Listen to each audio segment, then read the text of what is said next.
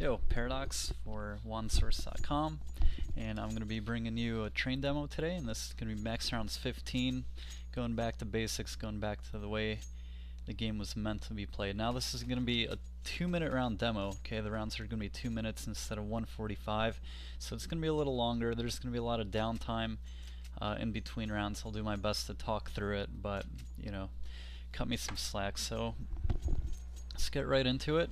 Starting off with the pistol round, CT side of train. I'm going to be playing inner solo, and here pretty much I ran up. I was listening for the rush to inner, nade out, trying to do a lot of damage in case, you know, some people bought deagles or whatnot, maybe USPs, do a lot of damage with that entry nade. I didn't hear anything, so I continued to run up. Now you see I'm playing one of my favorite angles, which is going to be really close where they come down the stairs there, and I'll explain that advantage a little later. You guys will get that a little later too. So right away they get the bomb planted outside. RS took a really fast outside rush, and me and my teammate tried to flank right away, flank down ladder. Typically with that quick of a bomb plant, you figure the bomb's going to be planted on the front side of the bomb train. So coming through that ladder, we're able to clear the ladder train out and whatnot. So you see a lot of frags happen here, and we're going to end up losing this round in a 2v1. You know, we didn't really have time to try to snuff that guy out, you know, try to play a 2v1. I should have, you know, I got a little blind there and wasn't able to kill the guy. I was able to kill the diffuser right before we got the diffuse off. So kind of unlucky round on our part. You know, you're going to see a lot of that, a lot of rounds that come down to 2v1s, 1v1s, and playing in that train yard once the bomb's planted, it's going to give advantage to the terrorists a lot more so than us. So anyway, getting back into the eco round, I'm going to be spotting here with the deagle. You know, we got 4 kills, so we figure if you're gonna buy on the CT side, if you're gonna buy either of the eco rounds, you may as well do it the first round, because this is gonna force, you know, if you get a couple kills, this is gonna be the round that you're gonna be most effective in doing. So say, you know, you save this round and you buy next round, the other team may run you over, maybe lose one guy, and they're not gonna rebuy weapons for that third round. They're gonna figure you're gonna save again, and they'll be right in doing so, because you're going to be at a disadvantage even if you do try to buy that third round. So anyway, we do buy this round, going to try to score a couple frags and force the other team to rebuy the next round. Alright, so this is an eco round, and we're not really hurting ourselves. And you see Struck's going to get an entry kill here. We're going to get a couple entries, so we're up pretty fast in the round already. I'm just going to come down to 2v2 right away. You know, I figure that on an eco round, many players aren't going to be straggling alone, even to cover flanks. It's not a very good idea. So I went for the fast ladder flank. Ended up that, you know, they got the bomb planted inner. So you know, that kind of took a toll, but I did make the right move. I didn't know they went in Z. So like I was saying, you figure, you know, you don't want to play solo on eco round, even if you're covering flanks, even if you have position. You don't want to give that guy that chance that he's going to get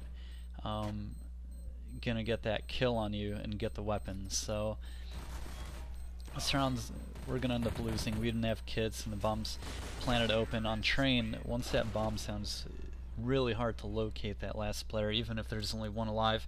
If you don't know where he is, if the bomb's planted, you know, in a spot like that, you don't really know where he's gonna be. There's a lot of places he could hide, and even in a 2v1, you know, it's gonna be difficult to snuff that guy out. So we end up losing that round, but like I was talking about, we took out 4 players, and that's going to force RS to rebuy this round. If they want to win this round, you know, they're either going to do one of two things. They're going to either kind of conservative buy, or maybe even have, you know, the upper save with a Glock, no armor, or they're going to rebuy, which is going to hurt their money. And in the case that they do lose that next gun round, you know, we buy next round and we do win that round, they're going to have to guaranteed save or eco on the following round. So, you know, you kind of see how these rounds layer together and how these rounds play together a lot more so than the MR9 with the 16k money. You know, you really have to be aware of what you're doing, what you're trying to accomplish,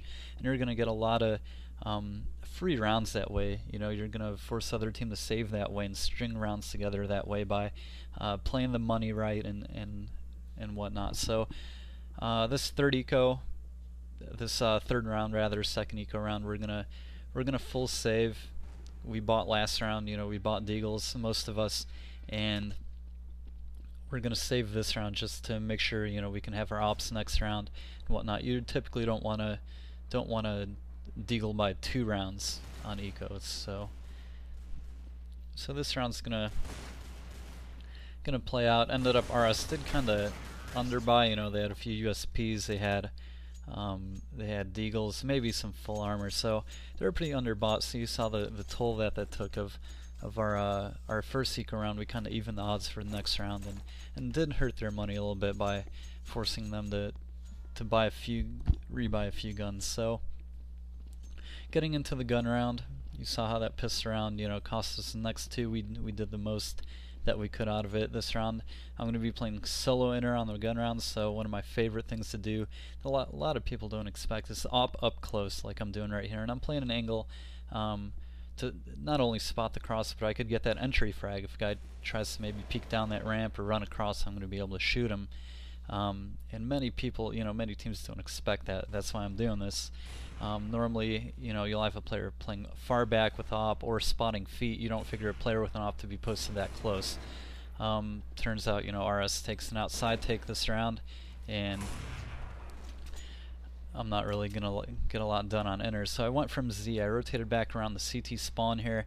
I figured, I got spotted in Z. There's a lot of places I could get shot from the tower, from ladder, front of bomb. So I wanted to group up with my teammate. And you see, this is gonna be a 2v2 right now. And the bomb's planted outside. We don't really know where all the players are. Devour does get a pick, and now we're in a 2v1. We do have about 12 seconds to defuse the bomb, but we don't know where that last player is, and that was Brar. He played it really smart. And the big thing you want to do that he did there, if you're the last one alive and they don't know where you are, you have the bomb planted, you can creep around like that. You really don't want to use nades and flashes or whatnot. You really want to mask your position. You don't want them to know where you're at, because with that time, even though we had about 12 seconds to defuse that bomb, we didn't know where Brar was.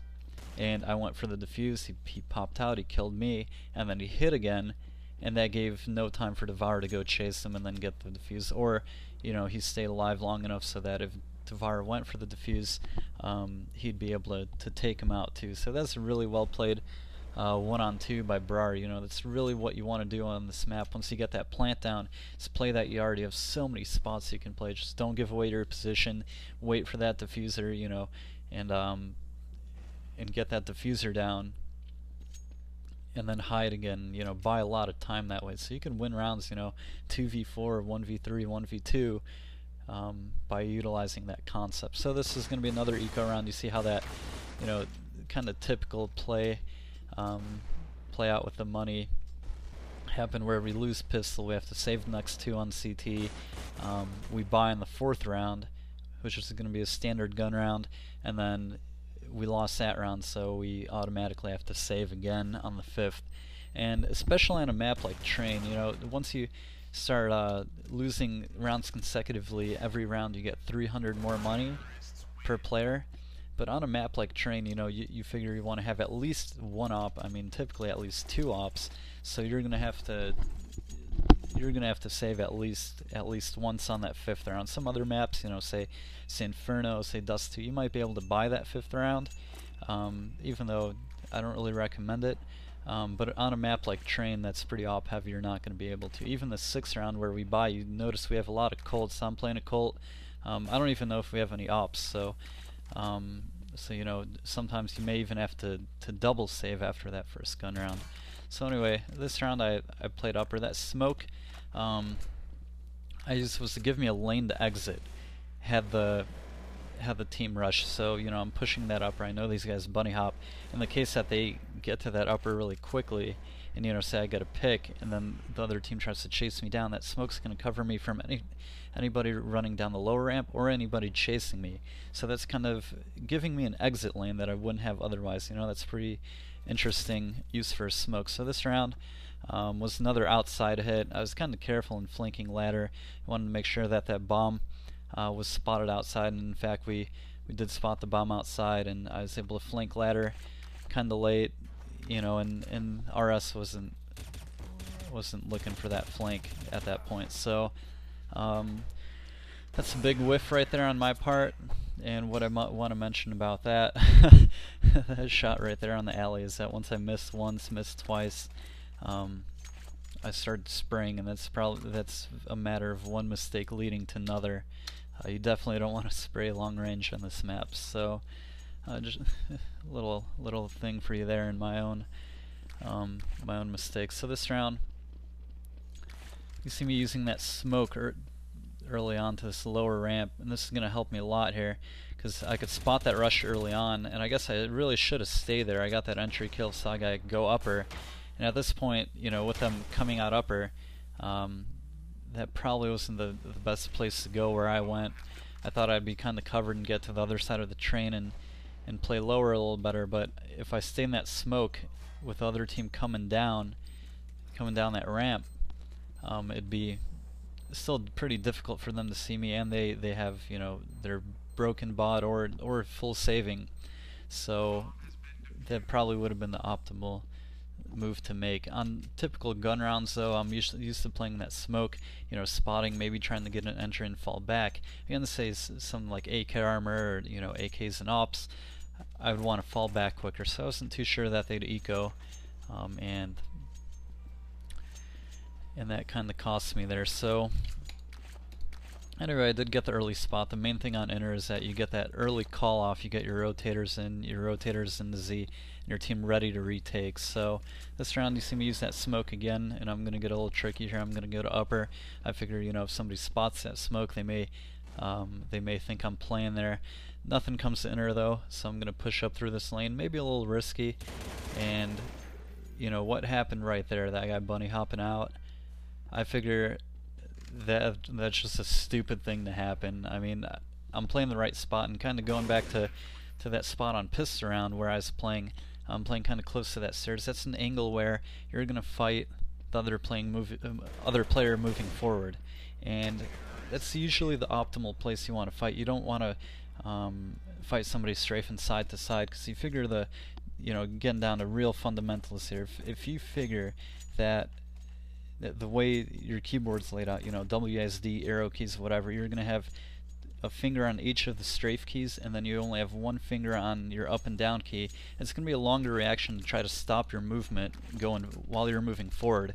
You're going to have to take your finger off that key and then tap that back key to stop your movement, and that's going to take a lot longer than it would to stop from moving side to side. That's why I like playing that angle. You know, this player's moving down the stairs, it's going to be really hard for them to react and to utilize peeker advantage.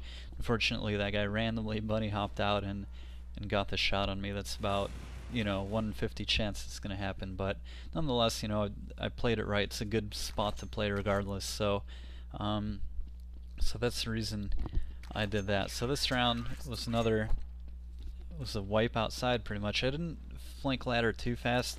Once you do it once or twice, teams are going to pick up on it and start worrying about it, which is good too. I mean, if you do get that ladder flank that first or second time, the other team's going to usually force a guy, and that's going to, you know, force a guy to cover that, and that's going to detract from their outside take. You know, they're going to have one less man actively fighting outside. He's always going to be worried about what's going to happen on the ladder flank. So this round I heard an early rush to inner. I tried to play the best way I could, and I kind of got blind there by my team. My plan was to regress that lower ramp through that smoke, but ended up I kind of got stuck in the middle of nowhere, which was okay too. The other team was blind, and I was able to prevent that plant. This was a deagle buy, kind of a partial eco for our RS, and preventing that plant was really important. You figure they get that plant down, they're going to get and lose a round, they're going to get that extra 800 money, which is going to be pretty big. You know, we're playing round to round, we're trading a lot of rounds. That 800 may be the difference between a full buy, you know, say a 3600 buy with full armor and AK, and a 44 or 4500 buy with full inventory, okay, with an AK, and also, you know, that AWPer too. It's going to be important. So preventing that plant, you know, was the main thing I had to do there, and I did. on the eco round. That's got to be your focus. Stop the plant. Don't let the other team get a plant off. If you're CT, other teams ecoing. Really, really important. Especially if you're trading rounds back and forth. And the money's really tight. It's going to play a key role. So anyway, this round, once again, I'm playing my op spot. Got a little bit of money, and I figured I'd switch it up a little bit. You know, it's good to be dynamic, especially if you're playing solo on the inner site. You're going to have to, you know, play a lot of different spots and in a lot of different ways. So being able to op and rifle is really important. Plus, they hadn't seen me play that op spot yet, so they're not really going to be expecting it. All right. Anyway, that round ended up being pretty uneventful. Notice I like using smokes in opposite spots that I'm going to go to. You know, teams figure, hey, you know, there's smoke upper, there's smoke lower. That player's probably going to be playing there. And especially, you know, the fact that I do play there and do play in my own smoke, that's going to really play into the fact that if I toss that smoke again, I could go to the opposite side and fake him out a little bit. So this round ended up being another outside take, and I ended up flanking ladder with op. Now, I actually don't agree with the move that I made, okay, and that was to push ladder with the op. Better thing to do would be to fall back. I'd already flanked ladder a couple times. You know, you figure they may be watching it. They may, you know, they may try to catch me, even if it's a half buy. I'm gonna give up that op to deagle. I'm gonna be at a disadvantage with an op and a USP close up against a deagle. So I'm putting myself in a really bad place. You know, maybe I figured the call. You know, it kind of depends on my teammates' calls too. Maybe I figured they called a fast outside rush, L5, whatever. If that was a really good call made, but in any case, you know, I don't recommend pushing up that ladder, especially if you've already done it. Pushing up ladder with an op is pretty risky and usually not worth the risk. So I don't agree with that move I made there. Alright, so moving into this round, 13th round. Once again, I have an op. I'm going to flash that lower ramp in case of a bunny hop, in case of a fast hit, and that guy jumped across. And you notice that spot I played, I'm typically able to get away and really move around a lot. And you see me smoking into that lower smoke. That's gonna, you know, you figure there's one smoke there, you're not going to be able to see through it. You might as well double smoke it so the other team can't see coming out of it. All right, and that's a big concept with that smoke.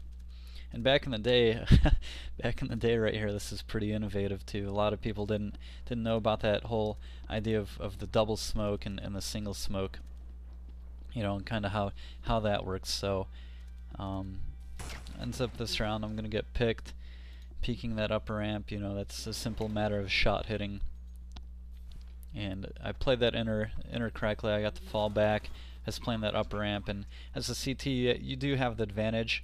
That upper ramp, especially peeking, you know, the player doesn't have a lot of angles he could be at, so that's simply a matter of shot hitting and me missing that shot. So, you know, another round I played correctly, but the fundamentals weren't there. You know, gotta hit your shots. So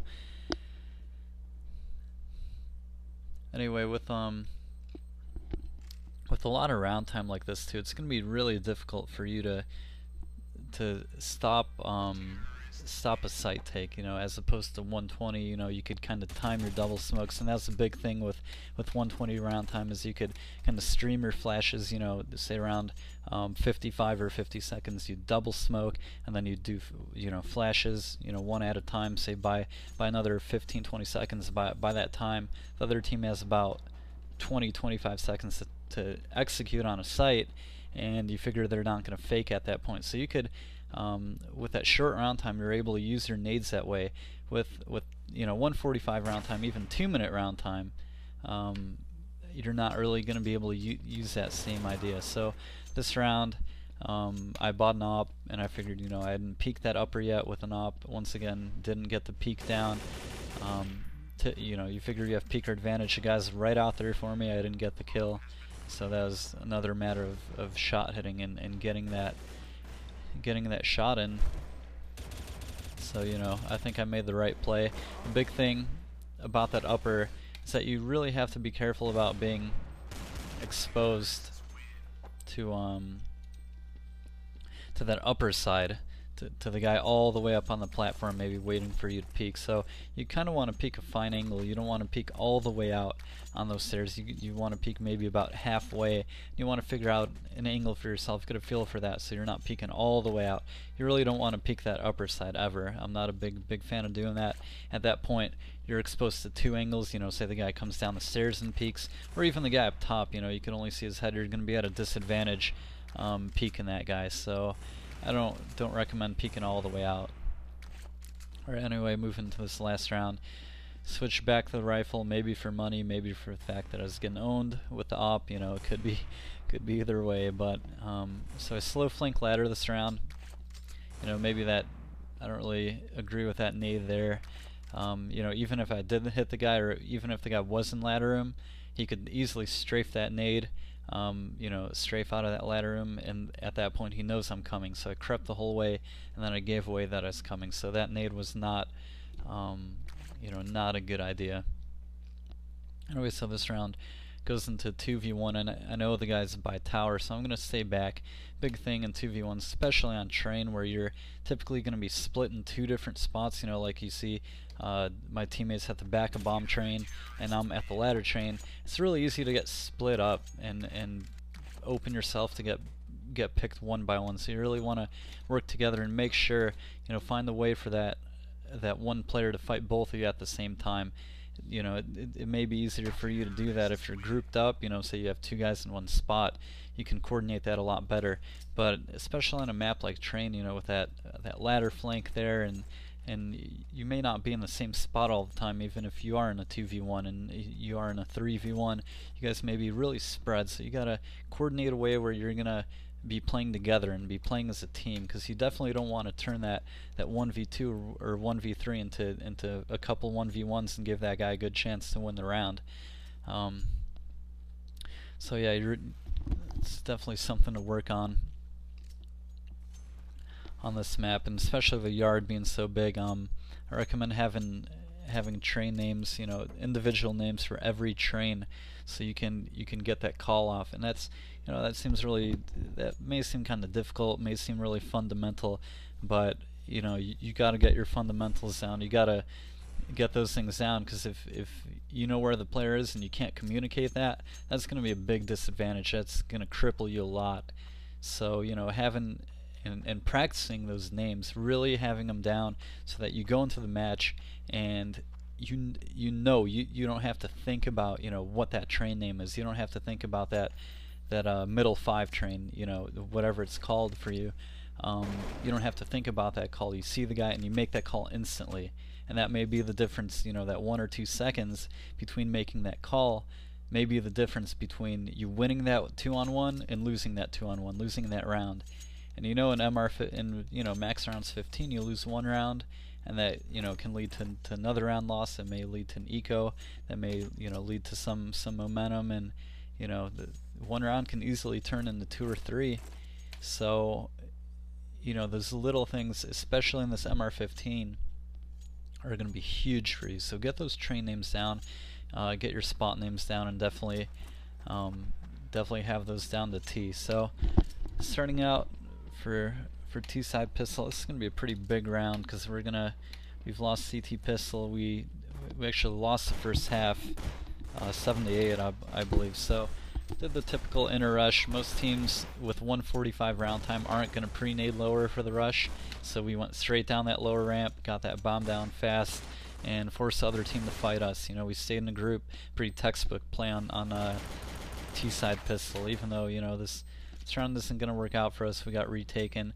Maybe a better thing, you know, a good thing to do would have been to push the yard a little bit. USPs have that range advantage, and you figure CTs are going to buy a lot of nades, you know, nades, flashes, so they're going to be able to retake. If we stay back by the bomb train, you know, back by the flatbed, by the pop dog, we're gonna get retaken. And that's exactly what happened. Even though we had a guy flanking, that didn't come fast enough. That was only one guy, and we weren't able to hold the site. So maybe a little improvement on that pistol round would be to have maybe, you know, one guy with flashes or something, and that way we could push up the yard and get in better spots. So the site take was good, but defending the plant was not, and that's a big concept on on train is defending that plant.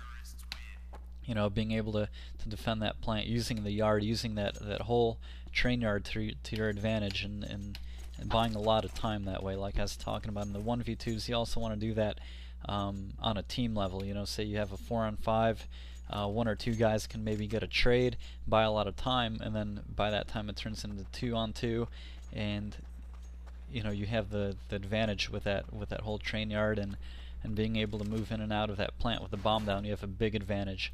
So anyway, we decided to buy early, and this is a really good thing to do, I think, on CT, on T side rather, is to buy early, because you could get full armor, and then you could get guns that are gonna be even better than Colts long range. You know, you have AKs versus Colts or FAMAS. You're gonna be at advantage.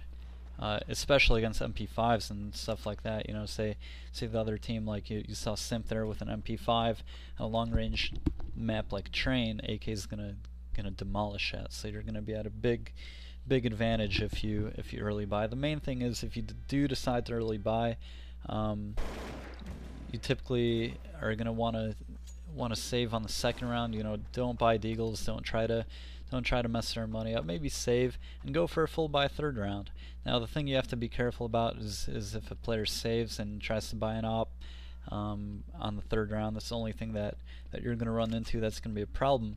Otherwise, you know, save up for that third round. You full buy that pistol. You save that second round. Say, you know, even if you get a bomb plant, that's going to be great. Even without it, say you're going to be about, you know, at a minimum of about 3,100 money.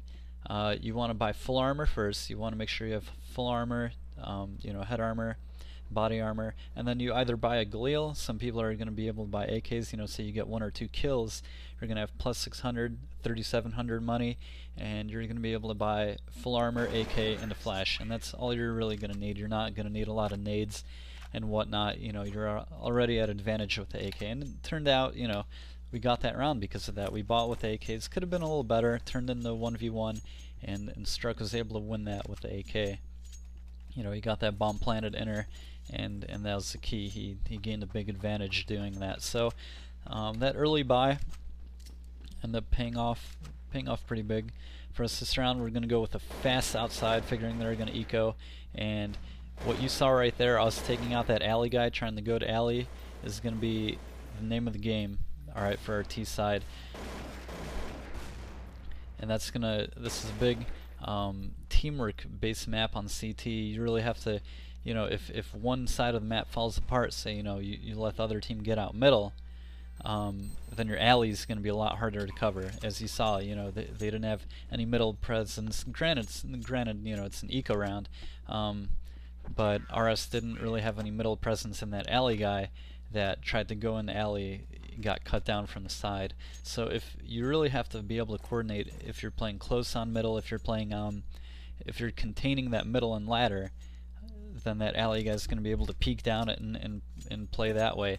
But if you can't contain middle and ladder, then you're going to have to play more passive. That alley guy can't stay there and can't be isolated. And this is what RS is going to try to do, and they're going to get in big trouble for doing it. So down the line, so you'll see how that's going to play out. This round, we did another pretty fast outside take. The other team did have ops, so you know, that's kind of a problem for us. We didn't have an op. So from our early buy with the AKs, you know, we keep putting that pressure on money, you know, and playing AKs. RS, you know, was really patient. They saved up and they got ops, so that put us at a disadvantage. So here I get into 1-on-5, and the main thing on train, especially with this round time, even 145 round time, it's going to be able to move around a lot. You know, I killed that first guy, could have gone down inner, gotten the plant, you know, maybe even not gotten the plant. You know, that rotator from Z probably would have killed me pretty quickly. So see, here you see, you know, I'm just trying to make opponents make mistakes, and you see what they're doing. They're playing me one by one. I'm trying to force the one-on-one fights. First off, you know, I chased that guy down the lower ramp. I waited patiently for that guy, for Brar to peek me. You know, maybe he figured I may have gone back to ladder, or wasn't waiting for him. you know, he made a mistake, and now I'm in a 1-on-3 from a 1-on-5. And you notice I fought 2 1-on-1 fights already. So, you know, I'm going to move through this round. I spot a guy up top, and now notice how I'm using this train. And I close my angle to that guy using that train. That guy at tower couldn't see me. And I knew there was a guy going to come support him out of Z-Halls probably. And I looked for that guy while I closed my angle to the guy in tower. That guy couldn't shoot me, and I was able to isolate that guy at Z. So kind of the trick is, you know, you figure that they're going to try to work together and they're going to try to crossfire.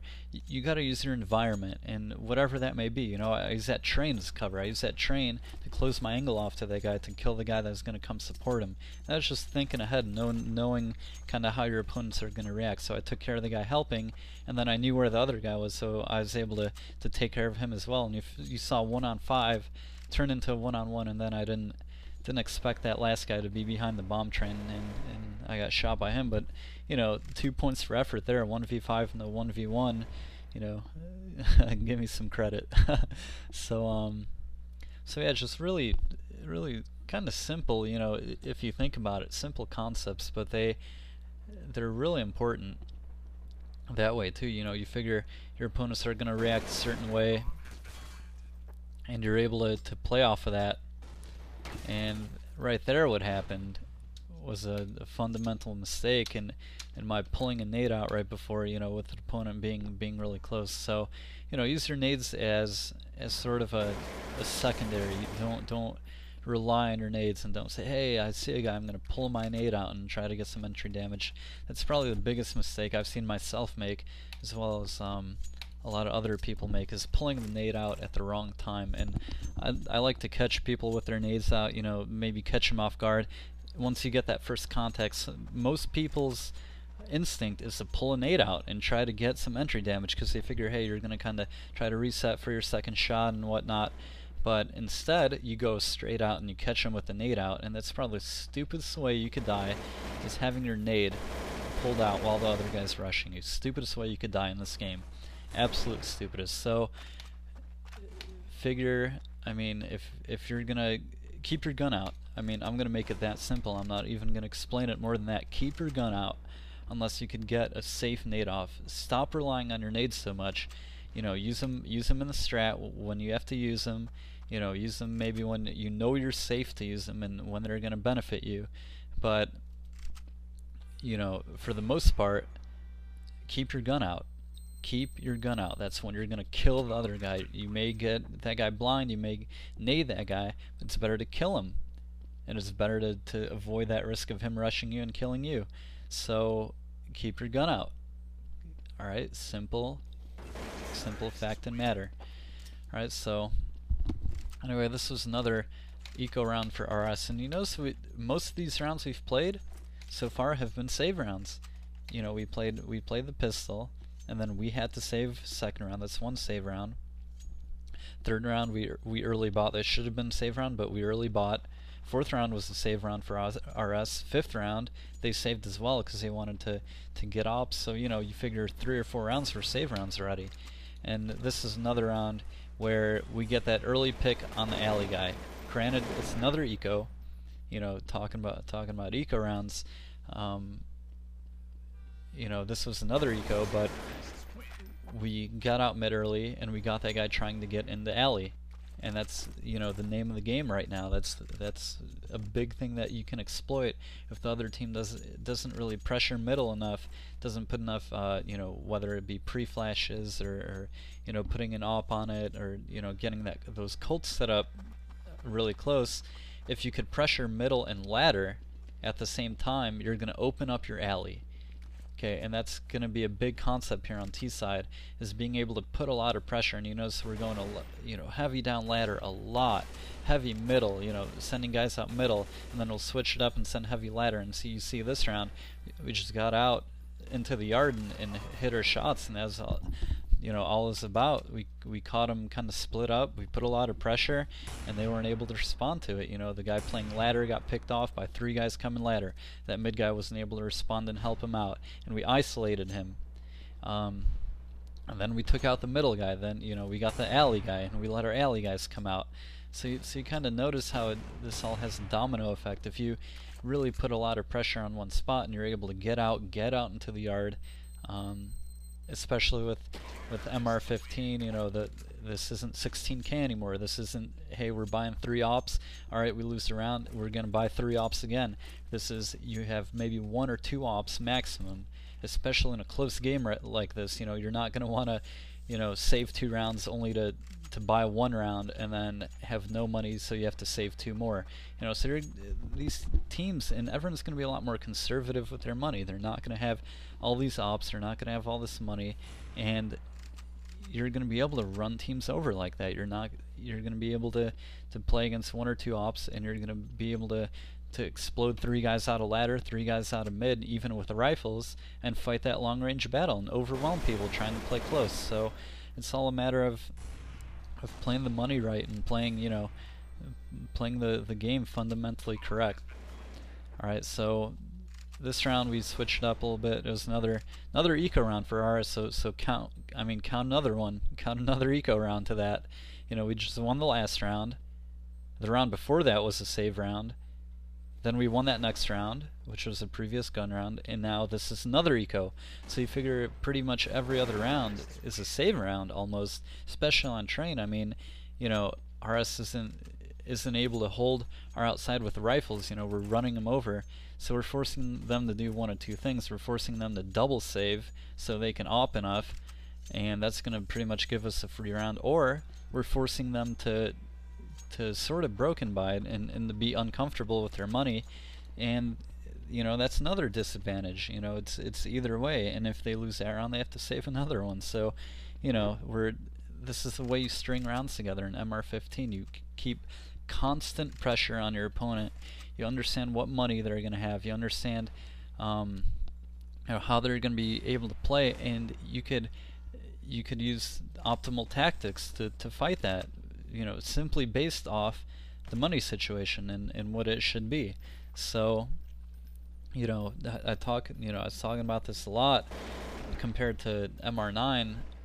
The strategic level, you know, goes up tenfold because you're able to predict money and play off of it in some cases. So this was another round, you know, you saw RS bot, but we were able to storm that outside, split that outside. So far they've been pretty weak in covering that. You know, they don't have all those ops to cover it, and we're able to get on the yard and take them out 1 by 1. You know, we send 3 guys out ladder and we take out that ladder guy. We send 3 guys out mid, we take out that alley guy early on. Our alley guys get out, get into the back of the yard, and you know, it's kind of a one-on-one, 1 by 1. The CTs aren't able to isolate, and we're winning rounds this way. So you know, all the better for us. And right now you see we have an 8-3 lead. You figure this is going to be a CT sided map, and we lost our first half 8-7. We lost T side pistol, and for us to win this many this many rounds, granted half of them are ecos, this is all careful planning and being able to play the money right, you know, and play the rounds according to the money. So this round you saw, you know, us do another little 2-on-2 split. We get our 2 guys down ladder, I'm down ladder, and I'm really worried for the ladder flank. You know, since I like doing it a lot, you know, this is kind of having an effect in my mind that I'm gonna have to be watching for it on my T side. So this round comes down to us getting outshot a bit, and you know, we got out into the yard. We you know, we executed our strat, we got out, it was fine, but RS was finally able to respond and take it out. So the main thing here is going to be you don't want to start doing something completely different because it didn't work once. I mean, you figure something worked and worked again, you know, hey, you know, maybe the other team got your number by now, but you don't want to say, hey, okay, it failed once, now we're going to do something different, because that's what the other team expects you to do. And I'm a big fan of trying to you know, bang my head into the wall and try to do the same strat 2 or 3 times, even if it fails, because the other team figures they're going to do something different. So this round, we do decide to do something different, and that's the go winner. You know, that's alright as well. and we end up taking the site. We get the plant down, so you know, we're fine. We're in kind of 2-on-3 at this point. So you know, we got guys back in the yard, and they were able to trade, get a lot of damage and whatnot. So that turned into 2-on-3, and that right there was a mixture of kind of luck on RS, that 1v1, kind of luck on Simp's part, as well as my own idiocy of peeking out too early. Okay, and that's a big thing. 1v1, when you have that plant, when you have the bomb down, you want to delay your peek. Alright, most of the time. Sometimes you may re-peek right away and catch that guy tapping the bomb. That's the only time you may want to do that. You hear the guy tap the bomb, you peek him right away, try to get a shot off. Though I'm not a big fan of that. That's a trick play, that's a gimmick, that's not going to work for you a lot of the time.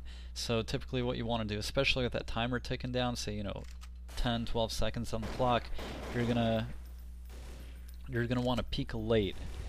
Alright, you're gonna, you know, maybe buy a little time. If you think the guy's faking, if you're sure the guy's faking, then you may not peek at all. Alright, and that's a chance you have to take, but at the very least, wait at least 2 or 3 seconds before you peek, because even if the guy is on it, you're going to be able to peek and kill him.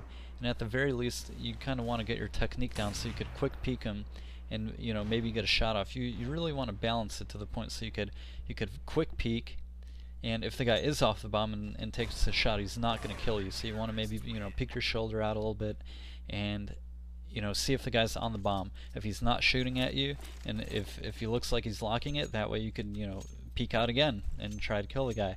But if he's not on it, you want to make sure that the guy's not going to have a shot on you.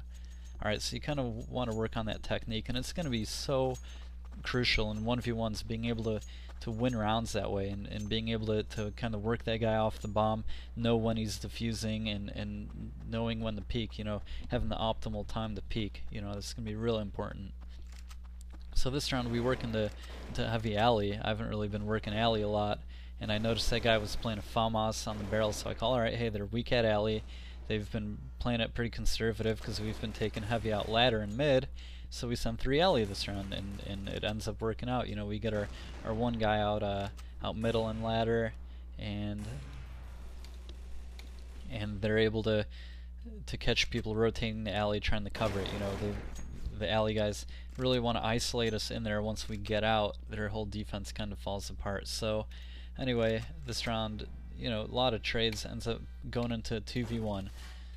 Alright, and you saw me there in the open, tossing my nades, making noob mistakes, you know, and this is back in the day, so you kind of have to forgive me, but, you know, I'm making a lot of mistakes right now. This right here is a mistake in itself, me trying to plant the bomb. I knew the guy was in Z, and I got lucky that he went to rotate through ladder. Had he gone spawn, Griff's pretty far away from me, he's in no position, he's low health, no position to cover the bomb. If that guy, you know, rotated through Z early and went to CT spawn stairs, then I'd be in big trouble because he may kill me while I'm planning, and then we lose the round. Simple as that. Griff is put in a big disadvantage. So a lot of risks I took, you know, tossing nades in the middle of the open, big mistake. And you know, me going for that plant right away. Luckily it did work out. You know, the guy went around the ladder and I was able to plant, you know, talking about that 1v1 and playing the bomb. You know, I played as pretty much as well as I could play it there. So anyway, a lot of different stuff you guys could take from this. I mean, the money, most important, and kind of knowing how to manipulate that, knowing when to buy, when to keep the pressure on, when to kind of keep the tempo. And the T's have the advantage in doing that. The T's definitely have, you know, with the AK being 2500 as opposed to the Colt being 3100, and you figure, you know, you could pretty much full buy. You could buy with 3500 without nades and use your numbers. You know, use your advantage that way. You know, send 3 or 4 guys to one spot and fight 3 AKs against 1 Colt. You're going to be at a big advantage. So the T's really control the tempo a lot more with the money system the way it is with the 800 money, being able to early buy that 3rd round. You know, even if you lose the pistol, you should be able to control the tempo of the game a lot more than the CT. So that's going to be key, to use CT you're gonna have to plan your money out round to round. You're gonna have to plan your money ahead and be able to, if you lose one round, you don't want to automatically have to eco the next round, because that's gonna allow the tees to build up money. Also, getting frags. Every frag is 300. That may be the difference between buying, that may be the difference between, say, 5,400 money, and that's no head armor and an op, or that if you get a couple kills in there, you have full armor, op, maybe a nade in there, maybe a flash in there. So the kills too are going to count, so you're going to have to count that money as well. So money system, playing those one-on-ones, train specific here, playing those odd mans, 1v2s, 1v3s, being able to isolate and being able to stay alive in the yard when the bomb's planted. That's all going to be really key to the T side. The best thing you could do as a T is to get that bomb planted. So yeah, that's pretty much going to be it for me. This was the first MR15 demo, and it went all 30 rounds. So you guys got a lot out of this one, I hope. And yeah, let me know any requests, any maps you may want me to do, and some feedback would be great too. So thanks a lot, and I'll be bringing you more. I'll see you guys.